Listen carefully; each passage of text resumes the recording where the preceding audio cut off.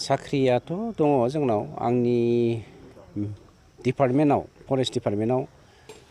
400निबो बारा दं land and रेभिनिउआव 36 दं बेफोरबायदिनो गुबुन गुबुन डिपार्टमेन्ट लानानै पिडब्लिउडिआवबो दं डब्लिउपिटिआवबो दं डब्लिउपिटिआव गैया पिडब्लिउडिआव दं ओमफ्राय माबायाव दं हेल्थआव दं ससियेल वेलफेयाराव दं स्पर्ट्सआव दं ओमफ्राय जोंनि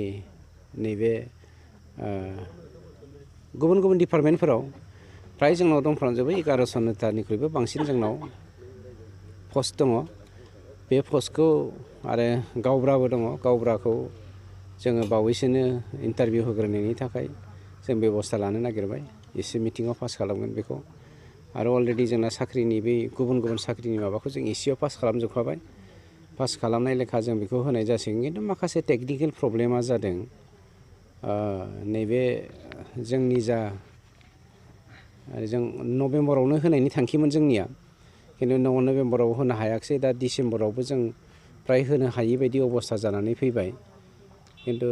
बेखौ जों खोब गोख्रैनो जों फिलआप खालामगोना बे 100% सैथो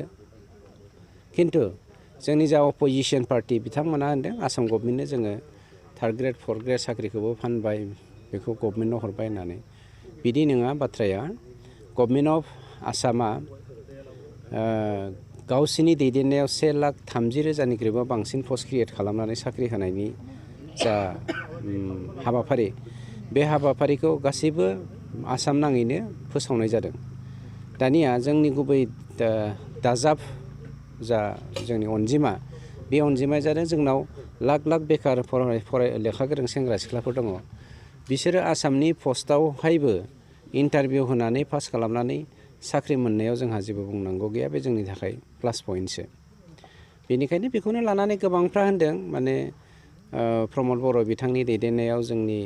UPPL सरकारा दिनै गासैखौबो आसामनो फानबाय होनो बेफोर बाथ्राया नंखाय बाथ्रा